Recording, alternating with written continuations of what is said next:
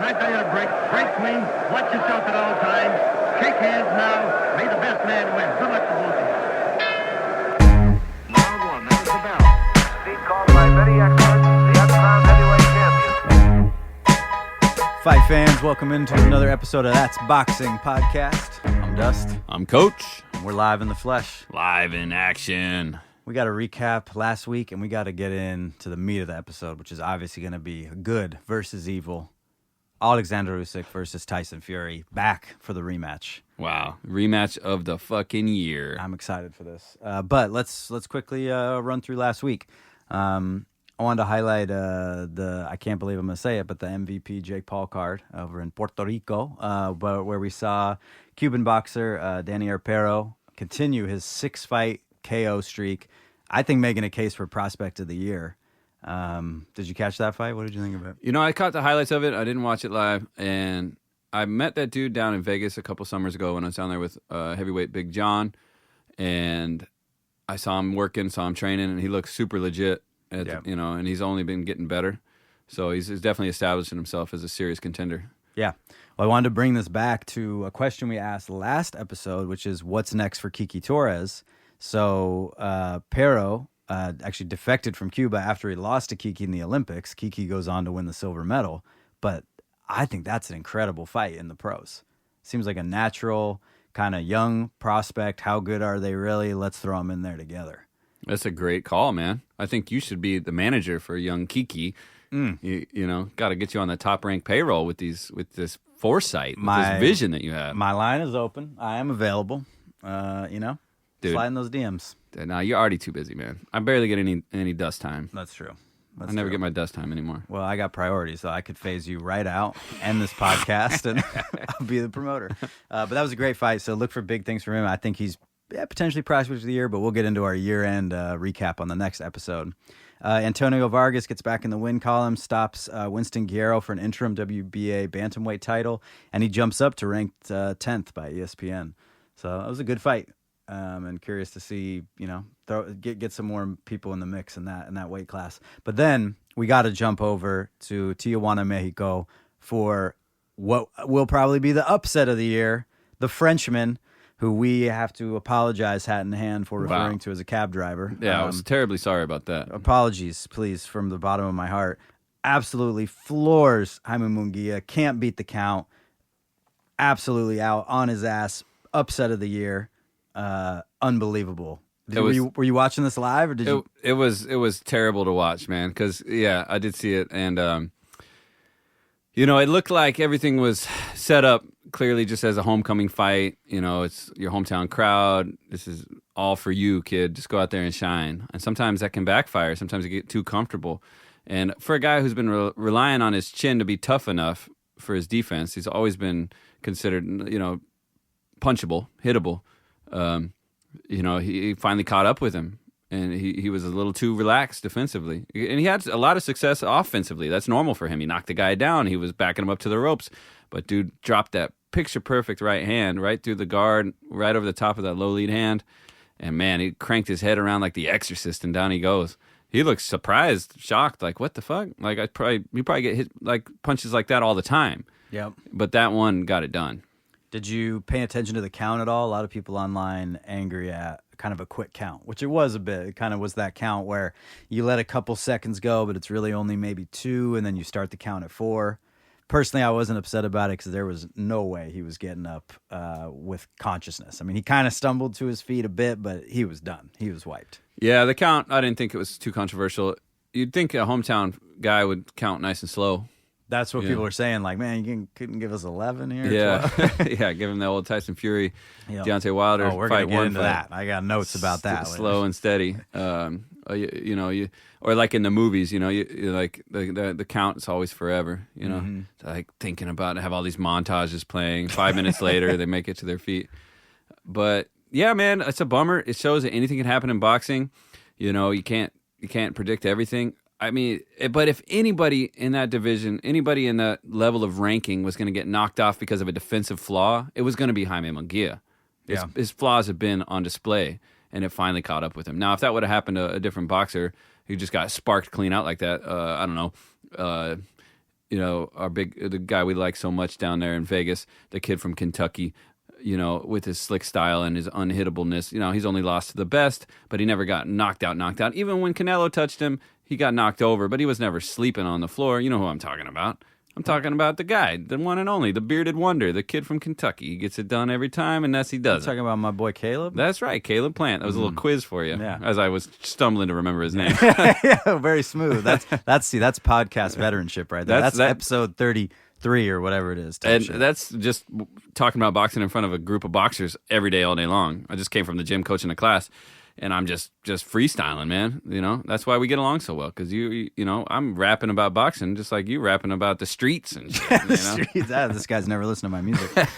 The streets of Mississippi. I mean. Yeah. Here's my question for you on Saras. This is what I've been thinking about since I watched the fight. I was watching it live. I was, kind of just waiting for the Munguia knockout like everybody else was. But I'm watching him go along the fight, and I'm thinking to myself the whole time, especially after the knockout, was it luck or was it planned?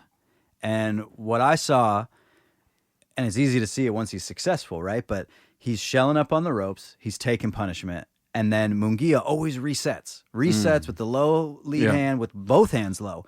And then he'd fire off, Saras would fire off a counterpunch combination. And usually it would hit air, or it would be glancing, or Munguia would roll with it. It wasn't effective at all. He never looked like he was dealing back any punishment.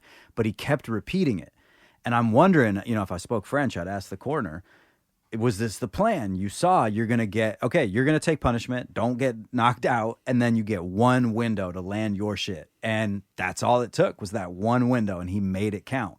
And, we've highlighted the flaws of Munguia many, many times, and so it seems like something that would be easy to plan for, to say that's what we're going to go in there and do, and that's what he did. But it's hard to tell if it was that or if it was just blind luck because he was totally outclassed and shelling up because he didn't have any ability to punch with him or, move well enough. Yeah, well, it's going to be determined maybe in this rematch that they can try to get it back as soon as, I heard February. Yeah. They're going to try to run it back that quick. And we've seen that happen when you get a surprise upset, like when Joshua went down to Ruiz, and they run it back, and it's quickly returns the title to the proper holder and then go back on your career.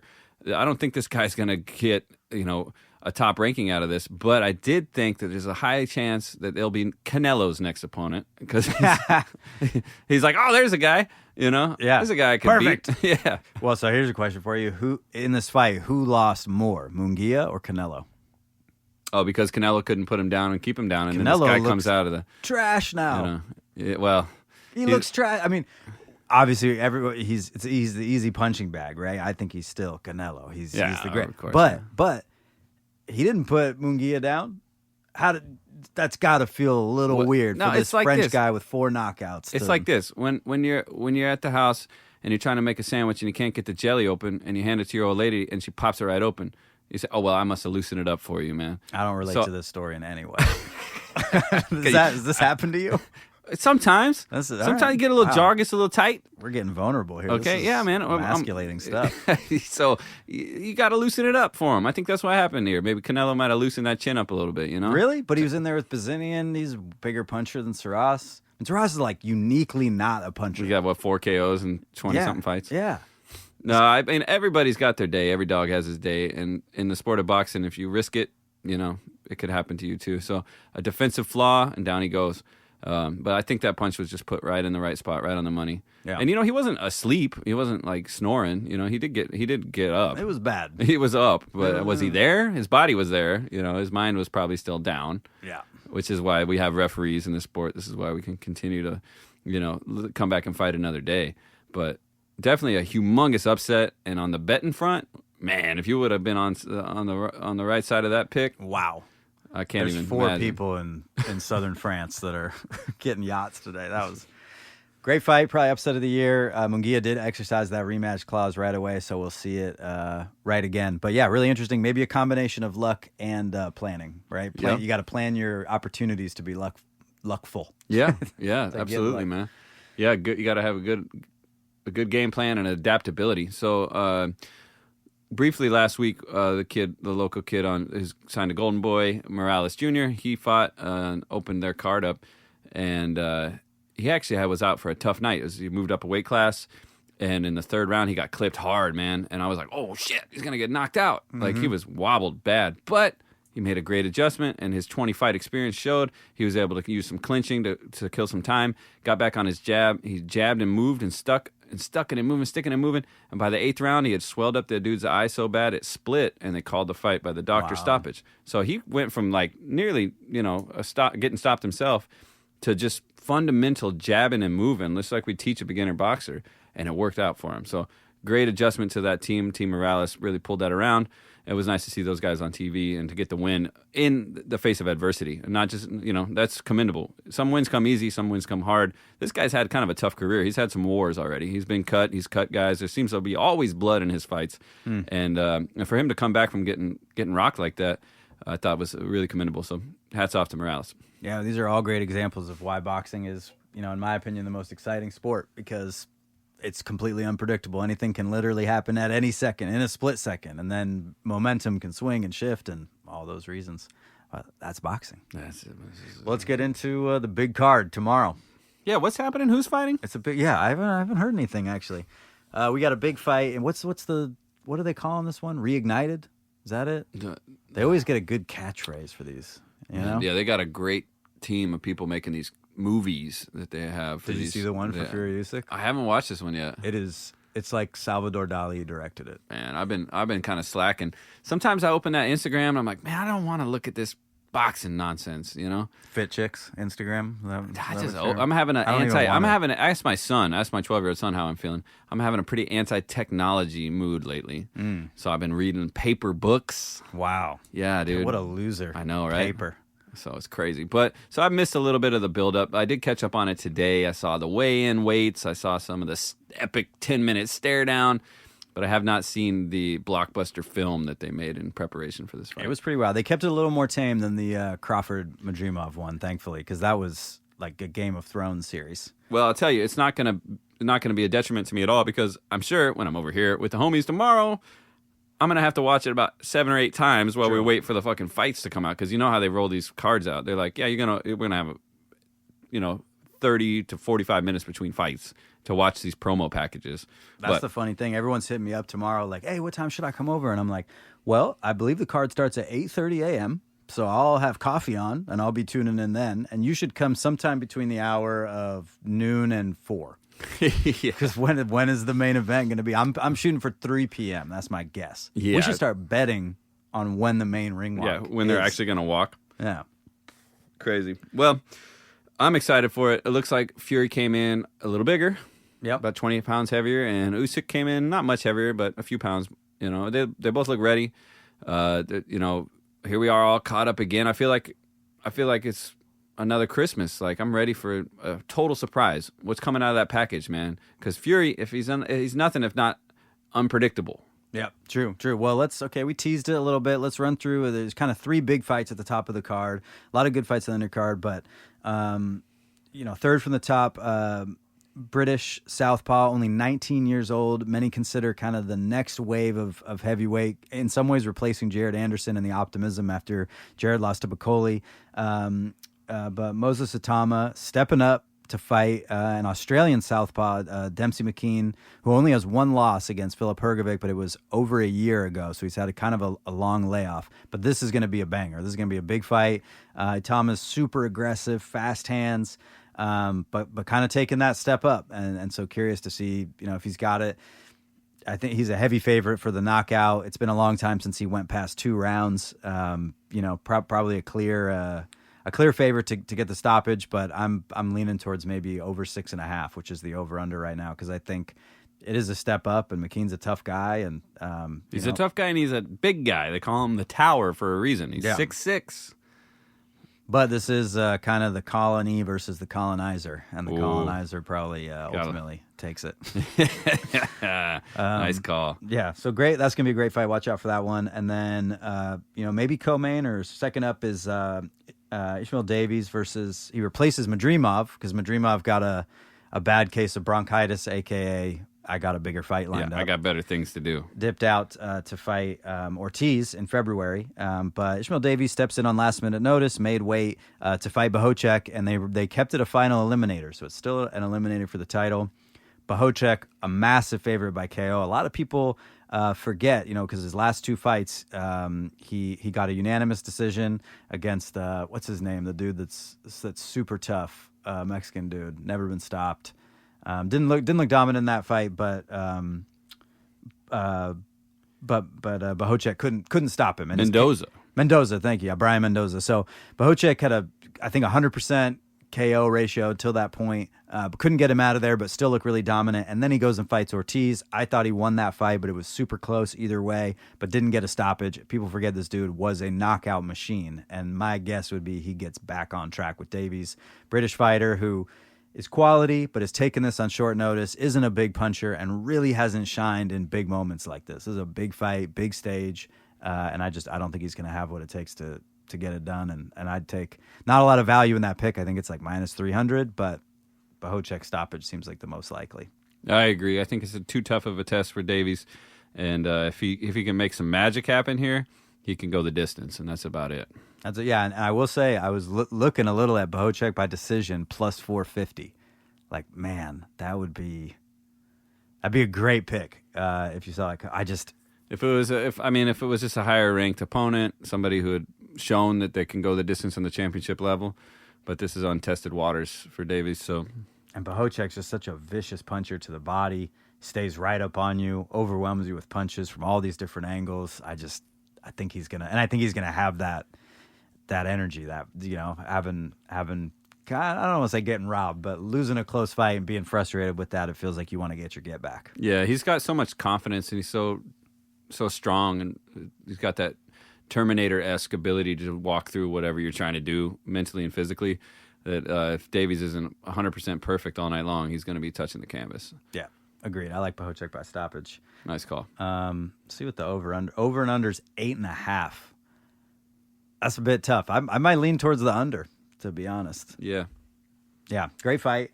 And then we get into the main event, the one we've tried to not talk about, but ended up talking about on probably every single episode of this podcast for the past 5 months. Tyson Fury versus Alexander Usyk. We know what happened in the first fight. Tyson came out on the back foot, was letting Usyk walk him down a bit, dropped a couple early rounds, then he really stepped on the gas. 4th, 5th, 6th, 7th, won a lot of rounds, was hurting Usyk bad to the body, hurting him with uppercuts. It looked like the momentum was changing, but then everything changed in the 9th round. Usyk scores a knockdown, 10-8 round. Tyson bounces off the rope like a pinball, and Usyk just flips into that next gear, 10, 11, 12, championship round, banks them all, ends up winning by that exact margin, won by a round, essentially. If he hadn't gotten the 10-8 round, we would have had a draw, and you probably would have won your $5,000. Yeah, going for the draw. Yeah, it was a split decision, really close. 2 of the judges saw it the same way, just on the opposite side, 113, 114, 114, 113. And then, the third judge saw it 112, 115, which is, I think, a little bit more what the rest of the world saw, I thought. But, it's so hard. When you think back to the fight, I remember 2 big things that stand out to me. Tyson Fury goofing around a bunch. Yep.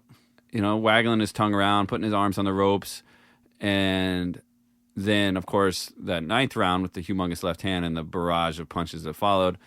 And those 2 things stay in my head as like, okay, I can't know what's going to happen this time around.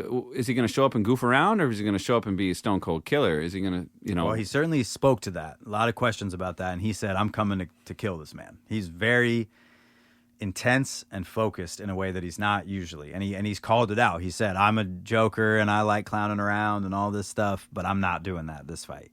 And he hasn't taken, I love his candor where he's like, I won't make any excuses, but I won the fight, and he won because people have sympathy for Ukraine, and I did more than enough to win. And it's like, okay, that's pretty much the definition of an excuse there, That's my guy. a wild-ass excuse, too. But he's doubled and tripled down on that a number of times, looking like, I think, the clown that he is.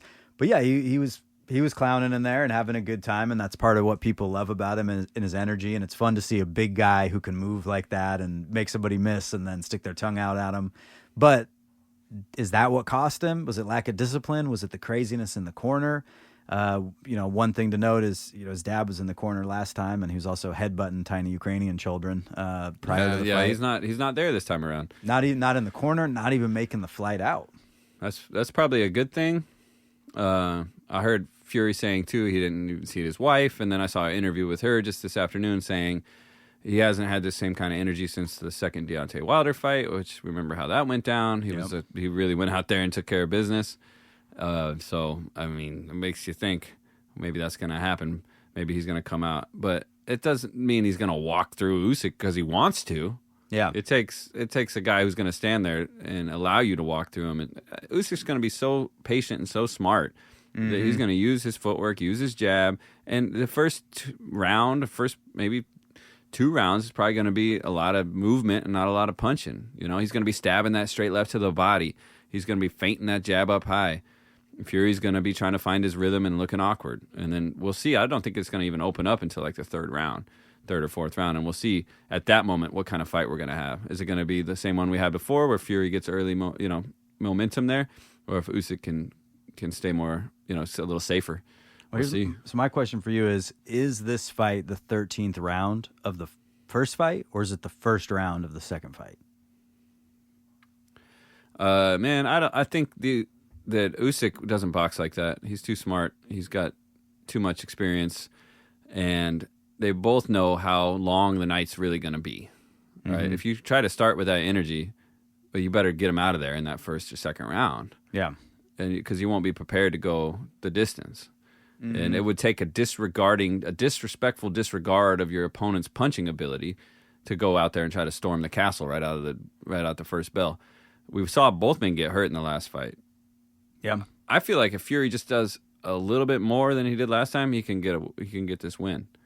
Because I think you're right. I think both fighters are going to treat this like a brand new fight because they have respect for one another, and but they also know that each of them have been thoughtful about the first fight. They both said they've watched it a ton.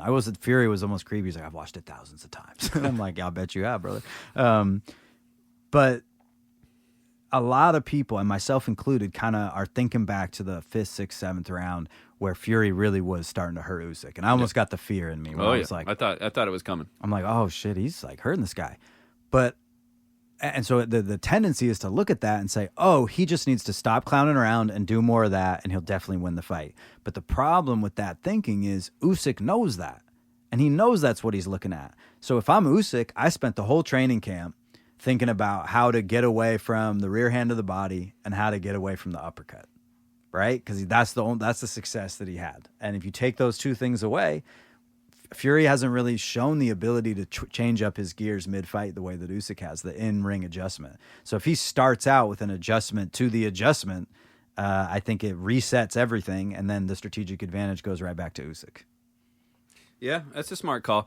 I think it's interesting because Usyk being the shorter fighter and having that persistent pressure that he has with his constant movement, the lead hand, outworking, fencing, feinting, jabbing, stabbing, moving and grooving and creating angles, puts him in the driver's seat of like control. That kind of forces him to lead the dance. And then Fury made the adjustment there, and that's why he was catching him he was letting Usyk come to him, and he was catching him with nice big shots. I'd be interested to see if Usyk can try to be a little bit more like a B-vole here and not always press and not be so active with his punches and get more active with his footwork in an evasive manner. And if he could walk him into something, that'd be interesting. But Fury, I think he's just so unpredictable. This is like the stock market, man. You could say, well, if this happens, then maybe, but you can't not. I mean, it's still such a close fight to me. That, what is the betting lines on this? Should reflect a fairly close fight, right? It's interesting. So Usyk is favored in this fight. So first fight, I put money on Usyk like 6 months before the fight started. Remember, it got delayed because of the cut, which is another question coming up is people are saying, well, Fury didn't get the proper sparring in before the first fight because of the cut. And now that he has, he'll be more. So there's some variables that are kind of changing with this one.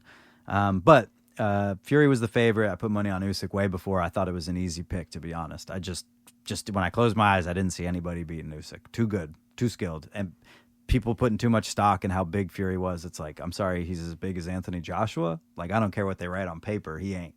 He's a better boxer, but he's not a better boxer than Usyk. So what's the trait here that's going to make him beat this guy? There isn't one, right? And that's obviously how it played out. But this time, Usyk gets the first win. Rightfully is the favorite at -150. Tyson Fury +120. The line for method of victory, pretty interesting. Fury by KO +300. Fury by decision +350. So if you think Fury can go in there and repeat the success that he had, the violent moments that he really had of hurting Usyk when we got that fear, that's a +300 bet. That's pretty good odds for probably his best course of victory. Similar value in Usyk by KO at +300, but only +170 for the decision. His most likely course of victory.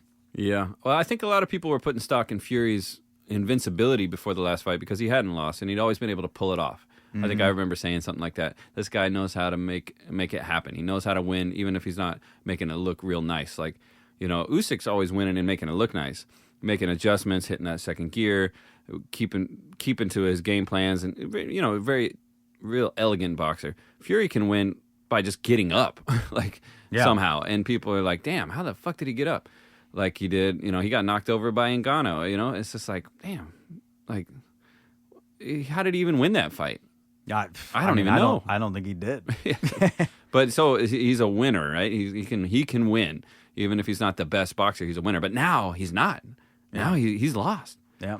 But that creates this kind of what if situation? Because just because a guy lost doesn't mean he's a permanent loser. He actually might have a burning desire to never feel that feeling again.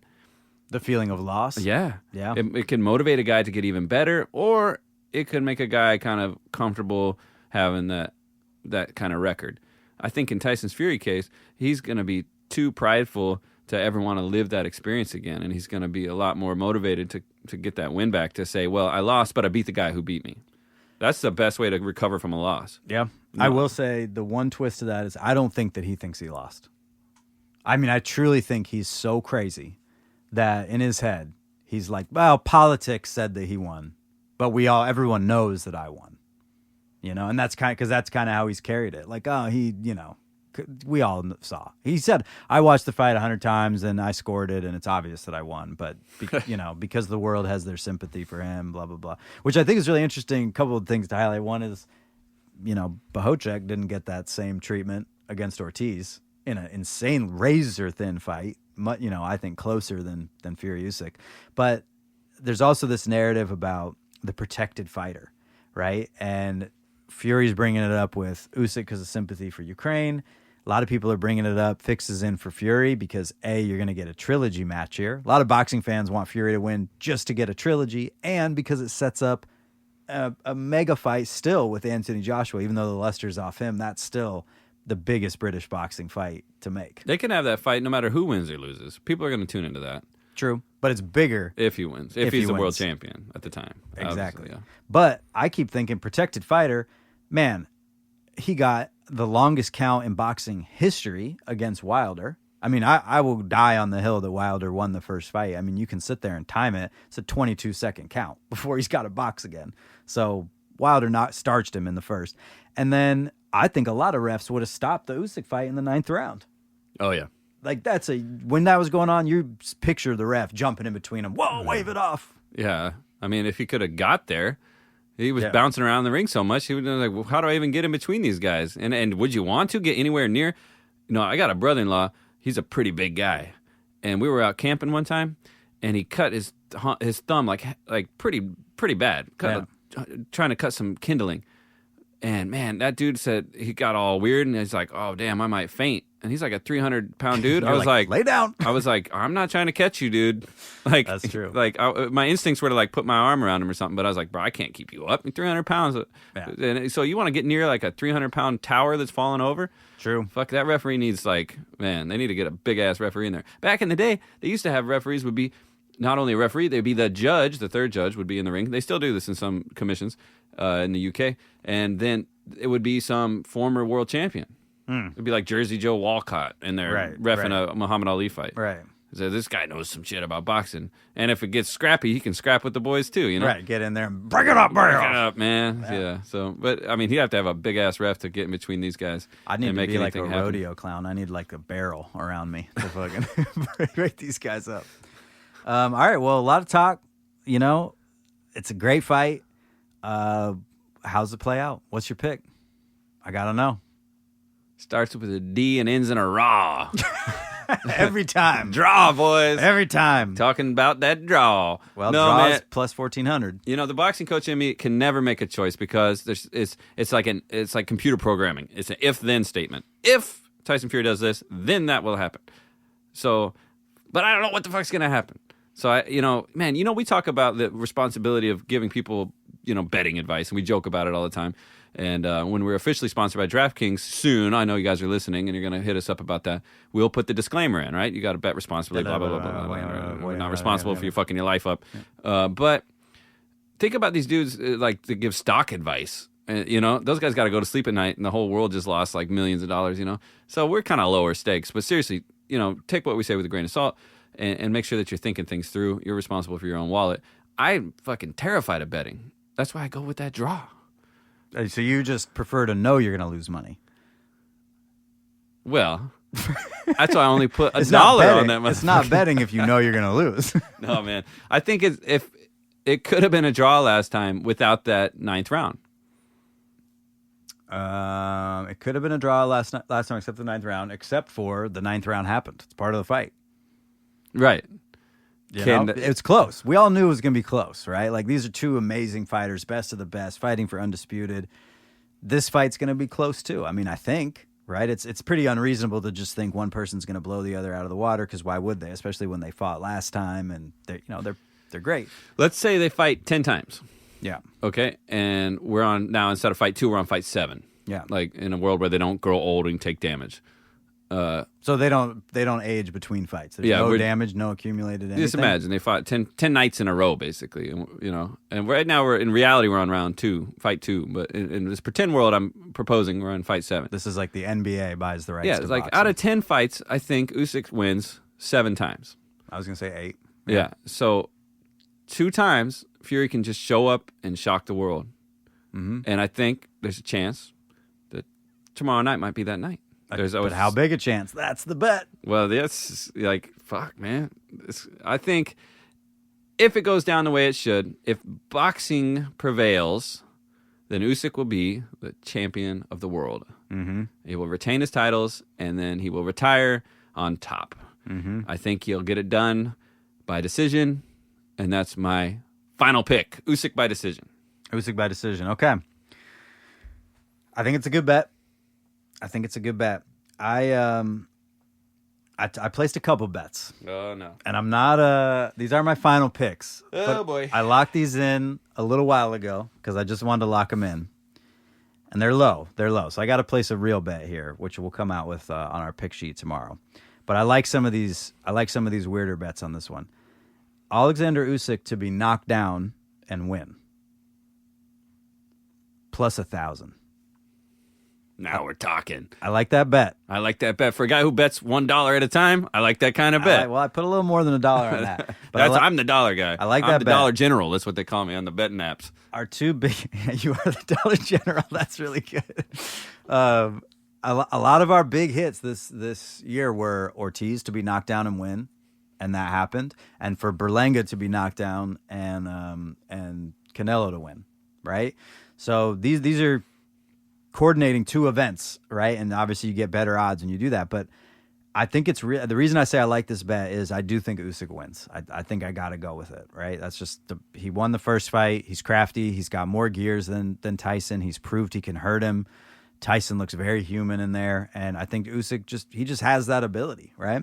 But we both acknowledged Fury is more serious, more locked in. He's pissed about the loss. He's not going to clown around, and I think he's going for the stoppage because even if it's crazy in his mind, he thinks he can't get a decision. So Usyk, I don't think, has ever been legitimately knocked down, right? He got the low blow against Dubois, but I think it's the only time he's ever touched the canvas. So it's a bit crazy to think he goes down, but I could see it. 5th round, again, getting the fear. Tyson's putting it on him, uppercut or body shot, drops him. He has to take a knee. He's smart. He's not prideful. He'll take the knee if he has to, right? But I think he comes back and wins. And that's by any method of victory. You can also do he comes back to win by decision, but even that's only plus 650 now because I got in on this a little early, plus 1,000. I also put, this is a bit crazy, Tyson Fury to be knocked down, plus 110. Anytime knockdown. I think that's a decent bet. He did it in the first fight. Why can't he do it again? And then this is where it gets crazy, and I might hedge this a little bit. I bet Alexander Usyk by stoppage. Wow. I took him by stoppage. You get plus 300 right now on the stoppage. And I don't know. If the fight picks up the momentum that he got in the 9th, I could see him just keeping that together, and I could see 10th or 11th round the ref steps in because he's just landing those heads. I mean, you go back and watch that round, he was just snipering Fury's head. No work to the body whatsoever. Yeah, he was saved by the bell and the ref in that round. Yeah. It's like, man. So those, that's interesting. You're really covering all the bases here. So when you're watching the fight, you're like, well, okay, that one didn't work out, but this one might. And they're long, they're all, plus 1,000, plus 300, plus 110. So really any of them hit, I'm kind of covering myself. So Fury gets knocked down, Usyk gets knocked down and win. The stoppage is a big bet, and that's the one I might have to go back and hedge a little bit because I agree with you. Like sometimes the most simple thing is the best bet, like Usyk by decision. Mm-hmm. Like that's right. I will say I got to caveat everything I just said with some true, honest advice to the listeners, even though it pains me to say it out loud. I think a lot of the value on if you want to bet on this fight is betting on Fury, because even though I truly don't think that he's going to win, I think that Usyk figures it out. Plus 275 for Fury to win by KO, plus 325 by the decision, plus 110 straight up. He's not getting respect. If this is one of those fights, the 3-10 or what you thought was 2-10, then it could happen. But that's the gamble, man. That's definitely a gamble. That's why I cover myself I take the most obvious, Occam's razor, right? The most obvious thing of whatever is going to happen. But then I slide a little extra on the draw. The Dollar General. Yes, sir. The Dollar General. Yes, sir. Did you hear they're going to have an AI judge for this fight? Yeah, it's not going to be affecting the outcome of the score. No. So you could consider like BoxRec, or not BoxRec, CompuBox, and all these things. These things that are kind of considered after the fact. That's how people look at it. Well, the AI judge agreed with this judge, or maybe the AI judge will agree with none of them. Mm-hmm. But it's just going to be interesting because it's an inevitable thing that's going to happen in the sport, that things are going to get more computerized. And I'm interested to see what this computer thinks about boxing. That's what I think. I'm just curious to see how it's programmed, learn more about it, see what the score is. That's a great point you just brought up. Does it match any of the three judges' scorecards? Because this feels to me like something that, I don't know, 5 years from now, is it just scored by AI? How do they program it? Do they have it watch a bunch of boxing and then tell it what the results were? Well, then it's going to be programmed all fucked up. Yeah, but it's going to be built on the broken system that's already in place. Right. So how do they say, do they have it watch boxing and like, this is a scoring punch, this is a scoring punch? How do you tell a computer how to judge ring generalship? Oh my God. All of it is just insane. I hate, this is tangential, but you're watching a fight and even listening to the commentators who are, they're ringside, they're right there, but they don't have a perfect angle every time. And you'll hear them be like, oh, like a great, left hook from whoever. And I'm watching it and I'm like, dude, what? That was blocked. Mm-hmm. Like, did you not see? And then they'll play the replay and be like, this is where he got him with the and they're like, oh, I guess he blocked it. You're like, yeah, dude, what the hell? So calm down a little bit. Like these guys sitting there with clickers counting punches. You're not counting punches. You don't see any of that stuff. Camera's not going to see it. AI. Maybe AI could be so sophisticated it can. Maybe we'll put little chips in the gloves and it'll tell when it's in your. They actually have that for one of the Eastern European promotions was using a chip thing in the gloves. But it's just like for velocity, right? It's not for. I thought it was for some kind of contact, like count.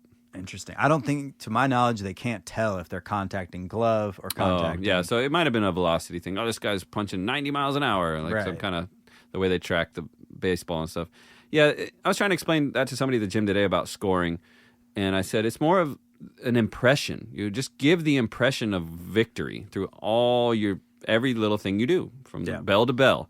Every move you make, every little thing you do in the ring, all your defense, all your offense, all your body language, it all adds up to this impression that you're winning. And of course, sometimes it's incredibly impressive when you do something like knock the guy's head back and send him stumbling around the ring. Yeah. Other rounds are not quite as impressive, but you still have to give this impression, even if it's a soft impression, that you're the winner. And I think Usyk's style gives him the ability to do that because he is the guy leading the dance. Mm-hmm. He is forcing you to respond to his movements at all times. He's never a wait and see kind of guy. He's never just going to sit back and look at you and be like, do something. He's like, I'm going to make this happen. I'm going to, right off the bat, he's going to start shuffling back and forth, adjusting his feet, shaking that lead hand in your face to see what you're going to do with it. And that puts him in the driver's seat. And then that gives the impression to the judges of a guy who's, winning or leading the dance and leading and looking for a win. Fury is such an anomaly with a lot of his stuff he does in between his punches that it doesn't look like winning to me when a guy's goofing around, putting his arms on the ropes and waggling about and shaking his hips and having too much fun. It doesn't look like... I don't even like it when guys like Loma's done it. He'll back up to the corner and be like, come on. Right. Like, that doesn't look... Come on, dude. That's not what I'm looking for here. I'm pretty old school with my style of coaching and what I expect from my fighters. And I'd be pretty disappointed if anybody I trained was doing that. And I just doesn't look like winning to me. It looks like goofing around. And goofing around looks like a guy who's desperate, who's looking for something to happen because he can't lead the dance, so he's just going to stop dancing. Yeah, that's an interesting take. I think a lot of people disagree even if they wouldn't want to say it out loud, right? Because they see the goofing and they're like, oh, this guy's so comfortable in there, so cocky. He can, like, how many times have I seen a fucking Ben Whittaker reel? And they're like, he's the master of boxing. And I'm like, what? This guy's going to... No. Yeah, because he fakes a back injury to get out of the first step-up fight he's taking. People do that in sparring and stuff. Not at our gym. I've seen it over the years where guys will get super cocky and do goofball shit in sparring. And you're like, dude, come on, man. This is not like... It's not what we're doing here. Yeah. You have to manipulate the opponent. You have to destroy the opponent mentally, but you shouldn't be doing it in a way that's so goofy. And then it's going to catch up with them. I think that's why a lot of people want to see Fury lose again. They want to see it. You want to see this guy get shut up. I don't think he'll ever shut this man up. If he loses this fight, he'll say he won it. That's why I bet the stoppage. That's why I'm just like, I'm saying full confidence. There's probably more value in the Fury pick, so I won't be mad at anybody that goes out and puts money on Fury because, man, he's a great boxer, great fighter, and he's gonna try to get back as hard as he can, I'm sure. But I think, Usyk just shutting him up, just being like, that's enough out of you, and going for the kill. If that 9th round were the 7th round, right, maybe he ends up stopping him. I don't know if Tyson Fury's body can stay down. His brain, though, if you can break his brain and get him to sit there on the ground, maybe knock him down more than once and make him realize, I cannot win, I can't get up. But he'll get up, his body will automatically get him back up. So his mind has to quit. And if one of their minds is going to give up first, it's going to be Fury's. I think Usyk's got this impenetrable steel fucking cage around his brain. Yeah. And I don't think that guy's ever going to quit. You'd have to put him down hard where he's going to fall over trying to get back up. You make a great point. It's a bit of a... I mean, I knew it was a crazy pick when I put it out because I was just like, maybe I'm just betting what I want to see. But yeah, be careful with that. Because and that's why I'm saying everybody, hey, there's value in Fury. But you're spot on that, man. He's like the Undertaker. Like when in that first Deontay Wilder fight, when Wilder put him down, I was like, yep, that's what I thought, right? And then he just gets up. And I mean, he was cross-eyed. He was done, toast. And I was gonna say he beat the count. He didn't beat the count. He beat the count they gave him. But when he stood up, that was one of the most impressive things I've ever seen in boxing. And he is definitely not gonna get hit that hard by Usyk. No, that's what I mean. His body will rise. It's his mind that has to break. He has to no-mas this dude with just punishment. Like Usyk's countryman Loma did to Nicholas Walters and a couple other fighters when he made the No-Maschenko moniker came about 3 or 4 fights in a row. The guys are like, dude, I'm done. My hand is broken, I think. Right. But they're really just getting tired of being outclassed and thoroughly dominated and just completely pulverized by this little monster. And so I think that can happen. But then I remember last time when they came out and and they took their robes and shit off and just you're saying Fury's not that big, he's not this monster, but dude, he looks like the Jolly Green Giant in there. He's so massive, and it always impresses me when he gets in there and starts boxing, just the sheer size of him. I think that's why he can get back up from these shots, man. It's just like a physics experiment, like It's going to take a big punch to put down a big man. Right, he's just a big guy. But we're also kind of skewing this whole conversation towards the KO, which is not the bet, right? It's the TKO is in there. And we both said most refs or many refs would have jumped in and ended the fight right there in the ninth. So if there's a couple more, if there's two more moments like that in the fight where he's in that much trouble, and I mean, it is a big fight and a big moment and a lot of pressure, and you don't want to be the ref that Ishmael Barroso's it and stops the fight way too early, right? But the path, if you ask me how likely is this bet, I'd say not that likely. That's why it's plus money. But if you ask me between the KO and the TKO, I'd say, it's all the TKO. You're betting that. Yeah, they're definitely going to be conservative with the stoppages with this level of a fight, with this much on the line. I mean, Turkey probably comes into the referee's locker room and gives them a little talk about like, hey, no fucking early stoppages, man. Like this is the biggest fight in the world. If you call this off over one little pop shot, like you're gonna get in big trouble. You're gonna get fucking dismembered in Turkey, like that reporter. Whoa, hey, it happened. Hey, that's not boxing. That occurred. Okay. All right. Well, dude, I'll be in the house right here tomorrow, right back in the studio. We'll be watching this sucker live together with some of the crew. I cannot wait. Great to fight. See what's going to happen, man. So let's lock it in. You're saying Usyk by decision over 10.5. That's right. I'm just for fun. I don't know. I got to just do it, right? I got to just go out here, let it hang. I'm going Usyk, TKO. I still might go over 10.5, to be honest. That's crazy. Wow. But that if the stoppage comes, it's late. Whatever happens, I want to be so thrilled, excited, entertained, energized that I'm going to be like airborne, jumping up and down, watching this thing play out. Would you jump up and down if you saw Usyk get stopped? I would drop to my knee. I would be sad. I'm just going to walk out the door and drive home. Yeah. And I'm to say, son, we're leaving. And we're going home. This is the end. Boxing is over. You think Usyk retires if he wins? I think he can. He's 37 years old. He's accomplished so much in the sport. He's beat the boogeyman or the big man twice. Yeah. And yeah, it'd be a great time for him to walk away.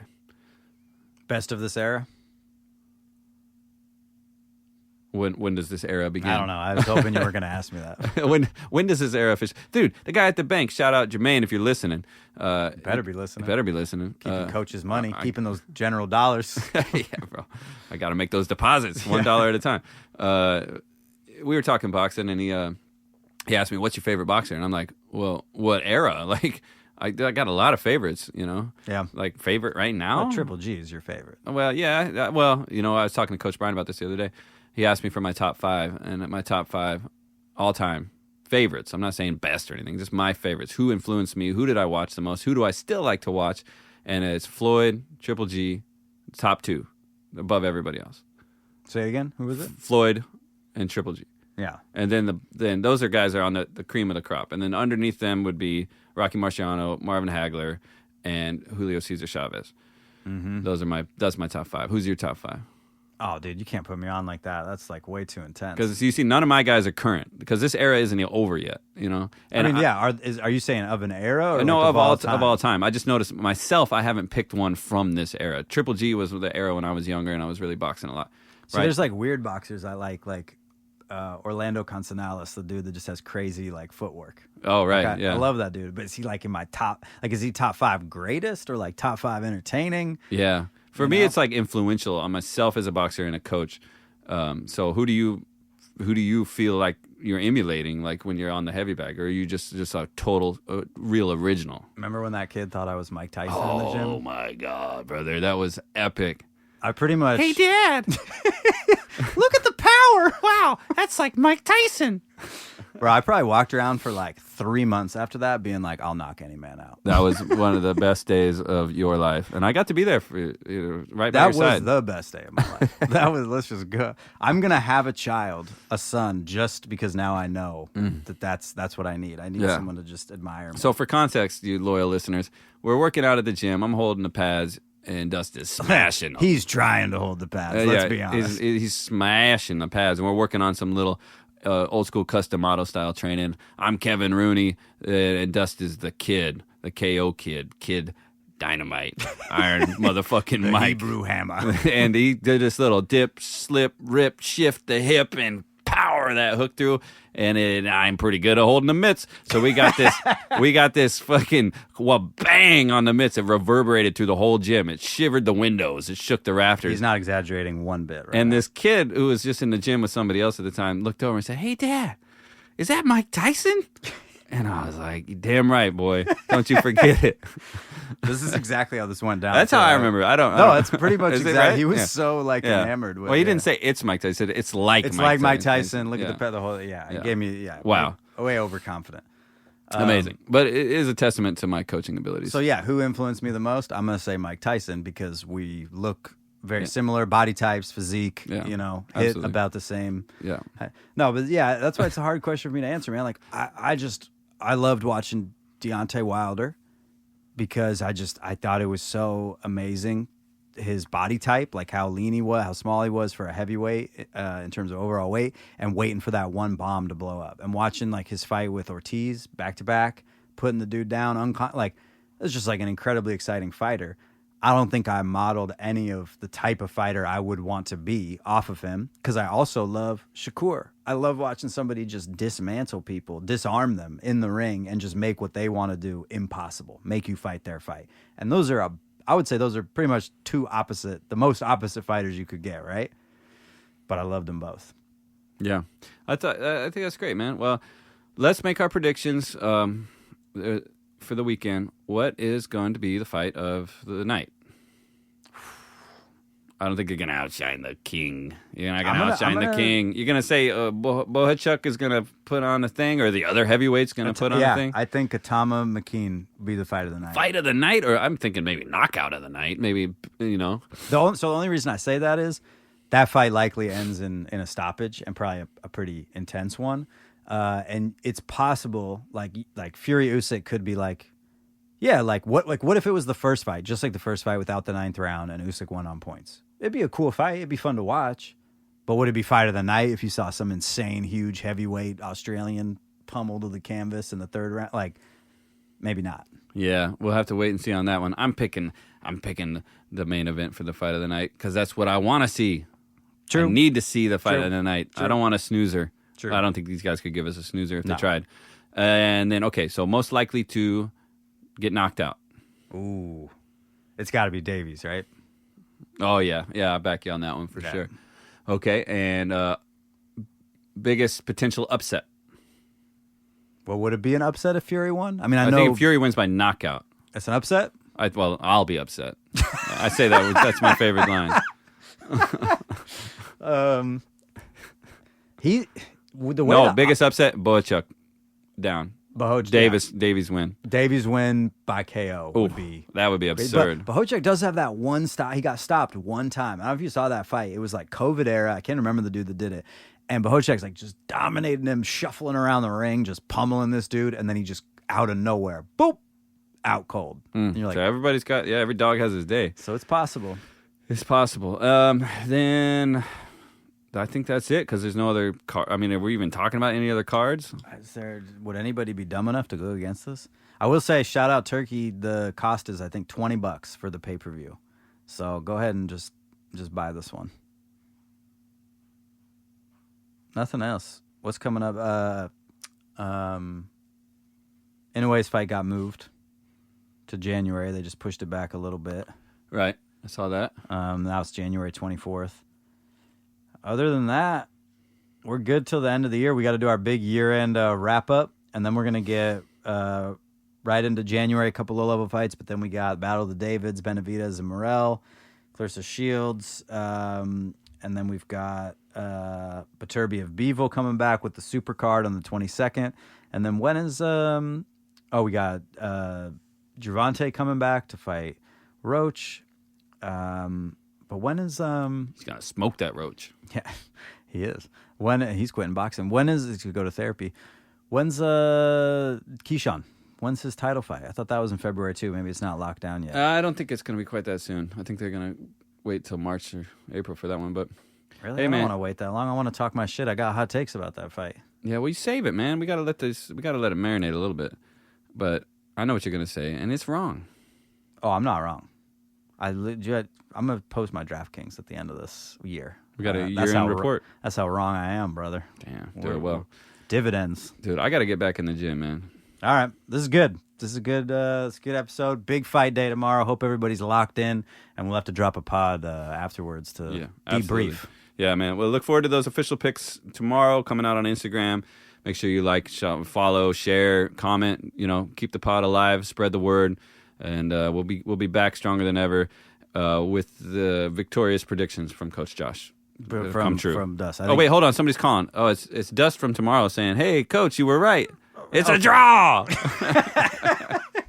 Well, we can draw it up. We'll see how that happens. Yeah. All right, y'all. Until next time, I'm Dust. I'm Coach. And that's boxing.